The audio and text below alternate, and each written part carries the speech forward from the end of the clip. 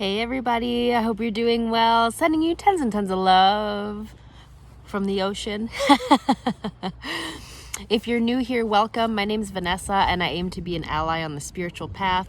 If you're an OG subscriber, welcome back. Thank you again for tuning in, for supporting the work that I do in the world, and for supporting each other along this journey. Welcome to this first video in the Emotional Resilience series. I'm really excited to share this series with you guys because this has been some of the most transformational work that I've done. And these practices that I'm going to share with you, I've implemented in my own life and have seen amazing results from. And it's not always easy work, but it's so worth it. And so today, in this first video, I want to talk about facing your fears. Now, before you click off, give me a second. Because this isn't about just jumping off a cliff and being done with it, okay? Everything involved in cultivating emotional resilience calls for consistency and practice and patience and persistence, okay? So with facing your fears, I'm talking about exposure therapy. And if you've never heard of exposure therapy before, what it is gradually exposing yourself to your fears and to greater and greater degrees, and being with the fear response, controlling your breath, taking deep breaths, and just holding yourself in the place that would normally cause great fear. So it could be anything really, but I'll give you a few examples. So say you're scared of spiders, right? So if you're scared of spiders, you understand how this works. You see a spider and recoil immediately, right? So with this example, you would gradually get yourself more accustomed to the spiders and calm yourself in the moment. So the first step might be seeing a spider, feeling the fear response, and just holding yourself there with your eyes trained on the spider for, even 10 seconds. That could be step one. Step two is next time you see a spider, feel the recoil, hold yourself there, and maybe move toward the spider. Maybe the next time you're able to put a glass over top of the spider. Even if you have to run away, that's a step because you got closer to it, right? Maybe the next time you see a spider, you're able to put a glass over it and maybe even pick it up. Even if you drop it right away, that's still another step toward your fear and facing your fear. Are you getting where I'm going with this? The next step after that is maybe the next time you see a spider, you put the glass over it, pick it up, and take it outside.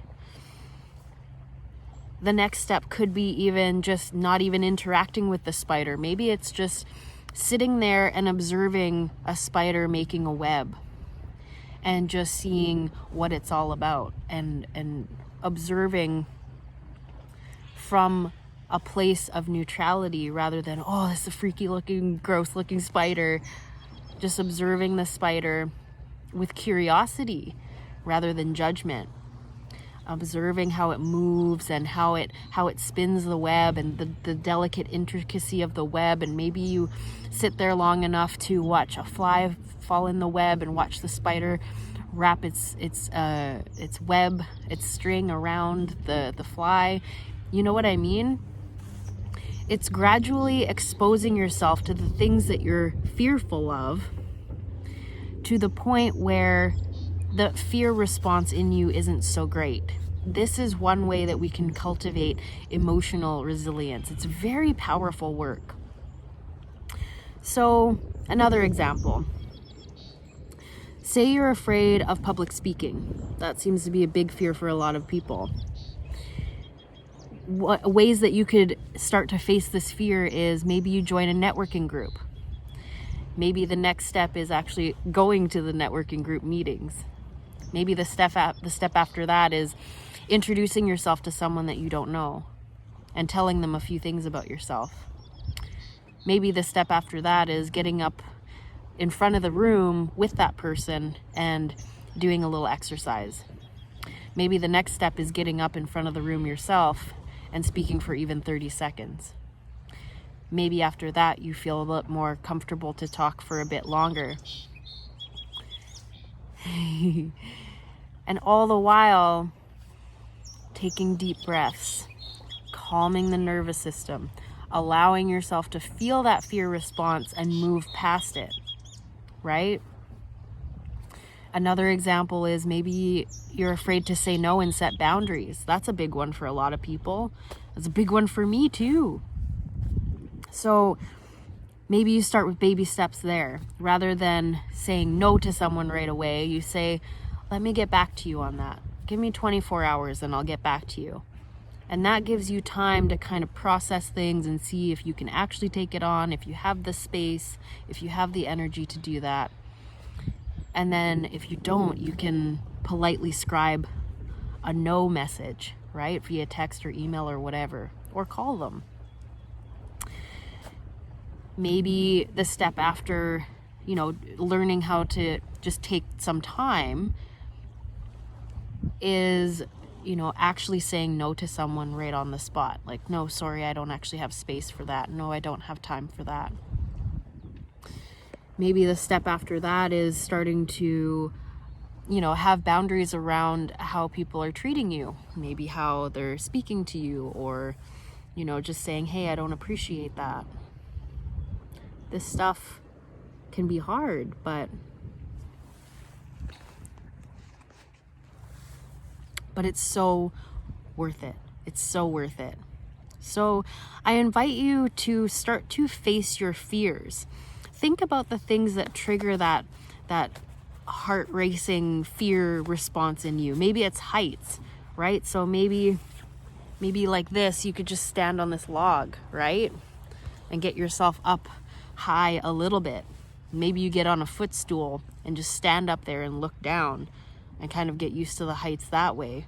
And then maybe you go up a staircase and look down and just gradually face your fear of heights slowly.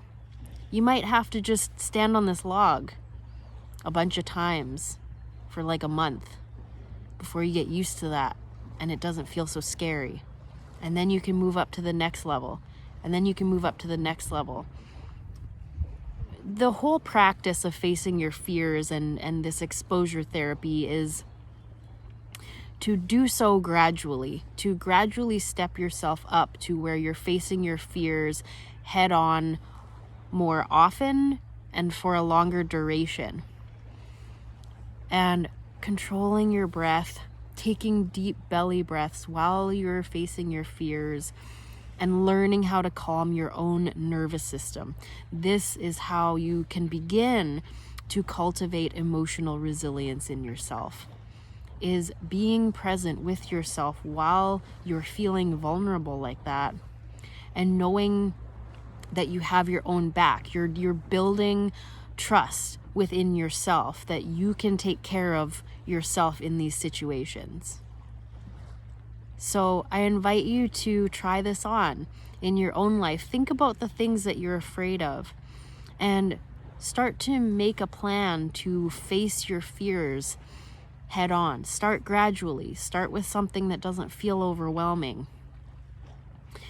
And then see how it works. Be present and be patient with yourself, because fearful programming isn't instilled in us overnight. So it's not going to disappear overnight, right? That's why I say it takes persistence and practice and consistency to start to reprogram our thinking and our minds and our emotions and our emotional responses to things. So try this on. If you feel like sharing your experience, I'd love to hear about it, either down in the comments down below, or you can email me. But I invite you to try this on and let me know how it goes. And if you have any questions, please do email me down below. My email is vanessa@vanessaooms.com. And I'd love to support you in this work if you feel like you could use a hand or use a little pat on the back, So I'll leave it there for now. Try this on. See how it goes. Let me know your experience. Be patient with yourself. Be gentle with yourself. Remember to breathe. That's the biggest thing. Remember to breathe while you're doing these practices. And I wish you all the best of luck. Sending you all of my love. Thank you so much for tuning in, and I'll see you in the next one. Bye for now.